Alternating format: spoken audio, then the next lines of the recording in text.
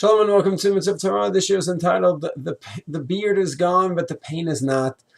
So we finished with the 3 weeks, the 9 days. Many of us become clean-shaven again, myself included, and life is back to normal.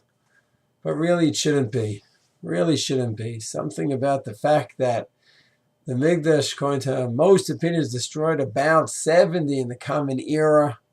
It's now 2018, which means if we go at this pace, in 50 years, many of us will still be alive, 2070, and it will be literally 2,000 years. 2,000 years since the Mikdash was destroyed.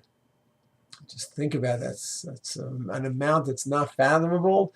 And I think the only reason we're not overwhelmed by that on a daily basis, we just are used to, we don't think about it. Think about Jewish history. We come out of Egypt, see the Torah Sinai, approximately 1300 before the Common Era. We're in the Midbar, and already we go ahead, right after receiving the Torah.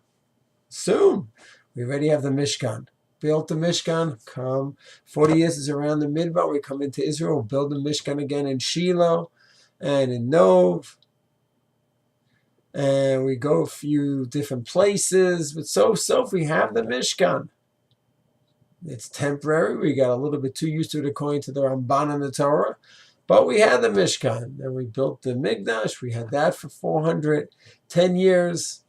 Galus exile 70 years, which is a long time, but you had people who were alive at the first Mikdash and saw the second one. And then 420 years the Mikdash lasts, and then there's rebellions afterwards and some hopes to rebuild right away in the first few years and decades. And a few decades go by, century, 2 centuries, 3, 4, 5 centuries.